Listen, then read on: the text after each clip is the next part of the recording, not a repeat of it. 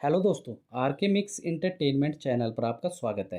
दोस्तों, माँ धूमावती जयंती ज्येष्ठ मास की शुक्ल पक्ष की अष्टमी को है। अंग्रेजी कैलेंडर के अनुसार यह जयंती इस साल 8 जून 2022 को मनाई जाएगी। माता धूमावती 10 महाविद्याओं में से एक उग्र शक्ति हैं। दोस्तों, माँ धूमावती की कथा हमें कई तरह से मिलती है। उनमें से एक यह है कि कहते हैं कि एक बार माता पार्वती को बहुत तेज भूख लगी। कुछ नहीं मिलने पर उन्होंने शिवजी से भोजन की मांग की। शिवजी कुछ समय के लिए इंतजार करने के लिए कहते हैं, परंतु माता पार्वती की भूख और तेज हो जाती है। अंत में भूख से व्याकुल माता भगवान शिव को ही निगल जाती हैं। भगवान शिव को निगलने के पश्चात माता की देह से धुआं निकलने लगता है। तब माता की भूख शांत होती है।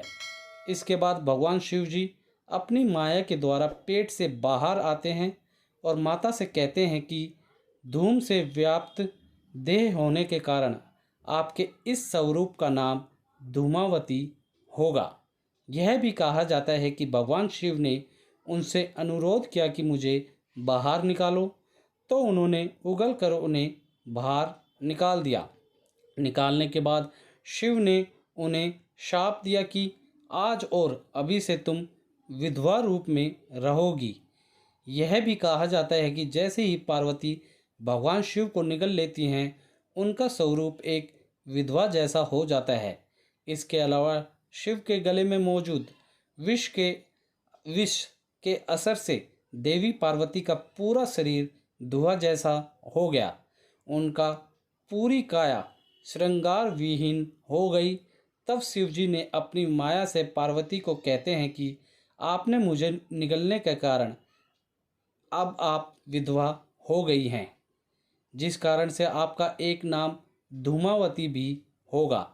दूसरी कथा के अनुसार जब सती ने पिता के यज्ञ में स्वेच्छा से स्वयं को जलाकर भस्म कर दिया, तो उनके जलते हुए शरीर से जो धुआं निकला, उससे धूमावती का जन्म हुआ।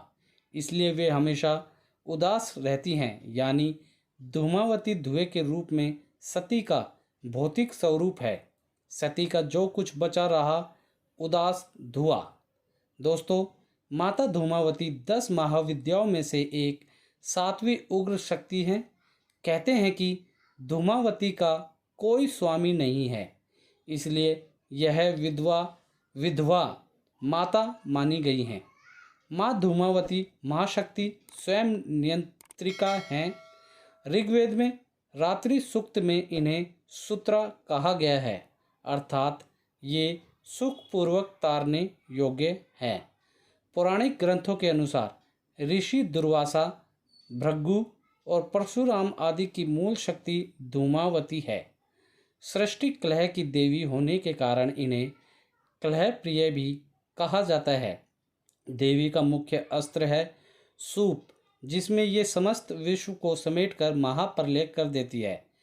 इन्हें अभाव और संकट को दूर करने वाली माँ कहा गया है। चतुर्मास देवी को प्रमुख समय होता है, जबकि इनकी साधना की जाती है। इनकी साधना से जीवन में निडरता और निश्चितता आती है। इनकी साधना या प्रार्थना से आत्मबल का विकास होता है।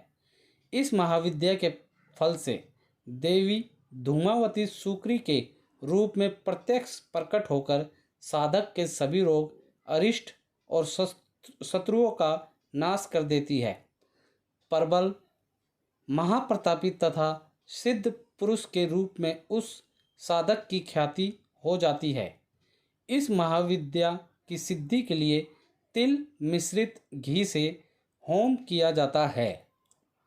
धूमावती महाविद्या के लिए यह भी जरूरी है कि व्यक्ति सात्विक और नियम संयम और सत्यनिष्ठा का पालन करने वाला, लोभ लालच से दूर रहे। शराब और मांस को छुए तक नहीं।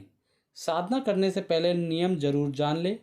सुहागन महिलाओं को इनकी पूजा नहीं करनी चाहिए। धूमावती का मंत्र बताता हूँ।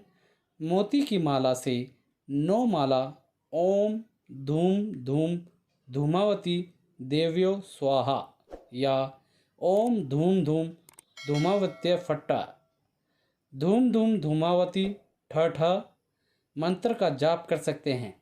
जप के नियम किसी जानकार से पूछ ले। दोस्तों, वीडियो अच्छी लगी तो वीडियो को लाइक करें। मैंने आपको अच्छे से बता दिया होगा कि धूमावती जयंती कब, क्यों और कैसे मनाई जाती है। इसके बारे में जो भी जानकारी छोटी बड़ी सारी दे दी होगी। दोस्तों, जानकारी अच्छी लगी तो वीडियो को लाइक करें, मैक्सिमम से मैक्सिमम हर जगह शेयर करें।